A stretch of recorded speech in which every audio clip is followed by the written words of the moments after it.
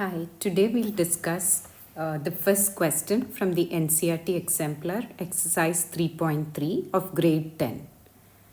Okay, now the question is like this. For what values of lambda do the pair of linear equations lambda x plus y equal to lambda square and x plus lambda y equal to 1 have no solution, infinitely many solutions, and a unique solution? Okay. Now the given linear equations here are lambda x plus y equal to lambda squared and x plus lambda y equal to 1. Okay, so we'll try out the first part. Now before we try out the first part, let's find the value of a1, a2, b1, b2, c1 and c2. Okay, now how do we find these values? The given linear equation, if it was put in standard form, would have been a1x plus b1y equal to c1 and a2x plus b2y equal to c2. Now if you compare the given equations with the standard form, you'll know that the value of a1 will become lambda, b1 is equal to 1 and c1 is equal to lambda squared. Similarly, from the second equation, we have a2 as equal to 1, b2 as equal to lambda, and c2 as equal to 1. Okay. Now let us find the values of a1 by a2, which is lambda by 1, b1 by b2, which is 1 by lambda, and c1 by c2, which is lambda squared by 1. Okay, now the condition for getting no solution. For no solution, the condition is the value of a1 by a2 is equal to b1 by b2 but is not equal to c1 by c2. Okay, so let me just substitute these values in here. So we have lambda by 1 equal to 1 by lambda not equal to lambda squared by 1. Okay, now comparing the first two sets of equalities, using that, I know that lambda squared is equal to 1. That is if I cross multiply, which means the value of lambda is either plus 1 or minus 1. Okay, now we shouldn't stop here because we have another set of inequalities which states that 1 by lambda should not be equal to lambda squared by 1, which means lambda cube should not be equal to 1 or lambda should not be equal to 1 from the given expression.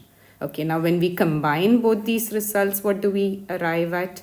We get that lambda is equal to negative 1, because from the first expression we got that lambda could be plus or minus 1, but the second part of it states that lambda should not be equal to 1. So the only possibility now is lambda is equal to minus 1.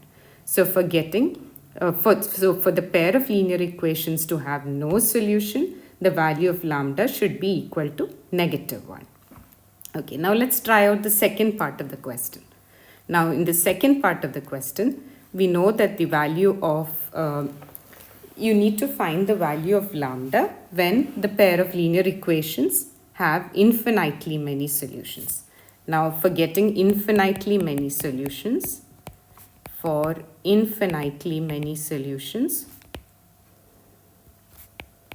what is the condition? It should be that a1 by a2 is equal to b1 by b2 and should also be equal to c1 by c2. Now, we know that a1 by a2 is lambda by 1, b1 by b2 is 1 by lambda, and c1 by c2 is lambda squared by 1. Okay, now let me compare both of this together.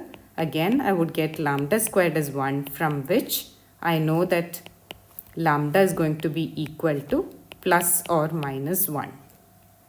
Okay, now when I compare 1 by lambda equal to lambda squared by 1, I get lambda cube as 1, which means lambda has to be equal to 1.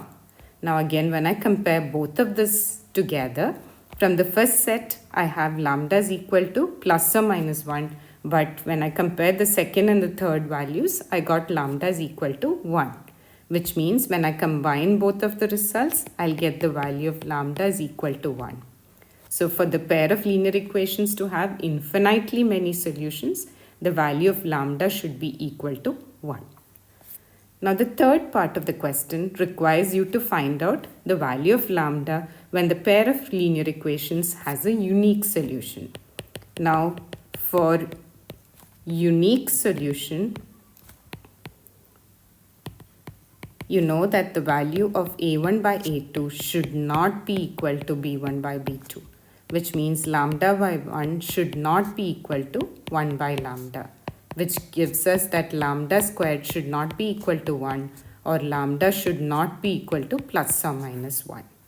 Okay, so for all real values other than plus or minus 1, that is, I could write it even like this, other than plus or minus 1,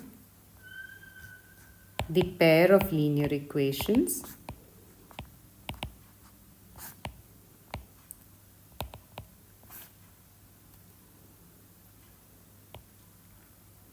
will have a unique solution.